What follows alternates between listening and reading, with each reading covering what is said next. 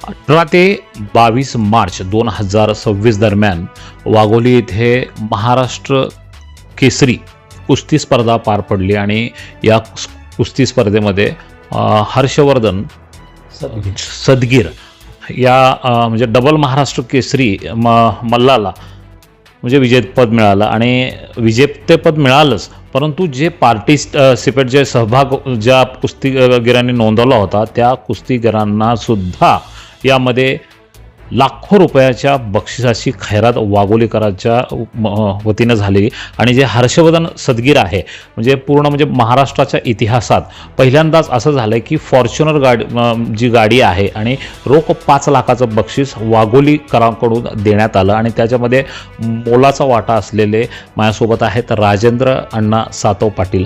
अण्णा, Fortuner गाडी ही एका मल्लाला म्हणजे केसरी आहे, महाराष्ट्र केसरी, त्यांच्या देण्याची संकल्पना तुमच्या मनात कशी आली? नमस्कार, मी राजेंद्र अमृतराव सातव पाटील, माजी उपसरपंच ग्रामपंचायत वाघोली, अध्यक्ष वाघेश्वर देवस्थान वाघोली. वाघोलीमध्ये 68वी महाराष्ट्र केसरी स्पर्धा आमचे पुतणे रामकृष्ण अण्णा सातव पाटील यांच्या संकल्पनेतनं या ठिकाणी भरवण्यात आली आणि महाराष्ट्रामधील सर्वात मोठी स्पर्धा वाघोलीमध्ये झाली याचा अभिमान आमच्या सर्व वाघोलीकरांना आहे. आणि निश्चितपणे गाडीचा जर विचार केला तर फॉर्च्युनर गाडी देण्याचा मानस हा आम्ही सर्व जे सातव कुटुंब असतील, वाघोली गावातील सर्व ग्रामस्थ असतील यांनी तो मनोदय केला आणि महाराष्ट्र केसरी फॉर्च्युनर गाडी 5 लाख रुपये रोख, उपविजेत्याला स्कॉर्पिओ गाडी 4 लाख रुपये रोख आणि इतर बक्षिसं 18 बुलेट आणि 18 स्प्लेंडर ह्या आमच्या वाघोली गावातील ग्रामस्थांनी या ठिकाणी सर्व मल्लांना देण्याचं ठरवलं. त्या पद्धतीने आम्ही या ठिकाणी सर्व मल्लांना ते बक्षीस दिलं.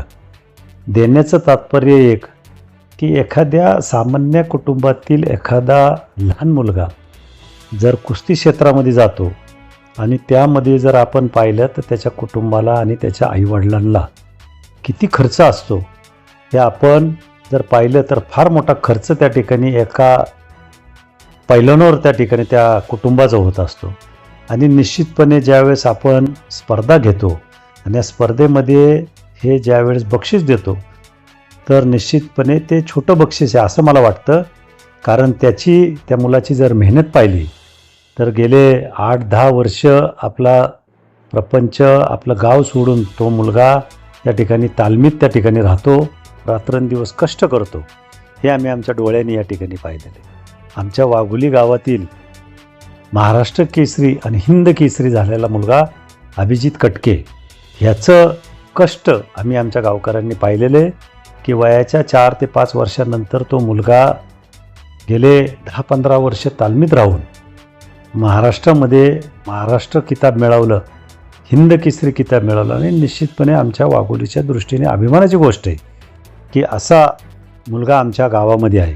आणि निश्चितपणे मी महाराष्ट्रातील तमाम सर्व ग्रामस्थांना विनंती करतो की ज्या ठिकाणी या ठिकाणी ज्या कुस्तीच्या स्पर्धा होतील, कबड्डीच्या स्पर्धा होती, क्रिकेटच्या स्पर्धा होती, ह्या स्पर्धेला आपल्या यशोतीत आपल्याला शक्य होईल तितकी या खेळाडूंना मदत करावी अशी मी आपल्याला नम्रतेची विनंती करतो. ज्या पद्धतीनं आता तुम्ही अभिजित कटकेंचं नाव घेतलं किंवा आता मध्यंतरी अण्णा ज्या मुलांना आपल्या सुवर्णपदक मिळवलं होतं सनी फुलमाळी, याला तुम्ही वैयक्तिक तुमच्या पद्धतीनं जी काही रोख रक्कम आणि बाकीच्या गोष्टीच्या मदत केलेल्या आहेत. आणि आत्ता जे उत्तेजनाचं जे बुलेट म्हणा किंवा स्प्लेंडर गाडींचं जे सहभाग ज्यांनी नोंदवला होता त्या मुलांना म्हणजे त्या मल्लांना तुम्ही जे बक्षिसं देऊन त्यांचं मनोबल तुम्ही वाढवलेलं आहे.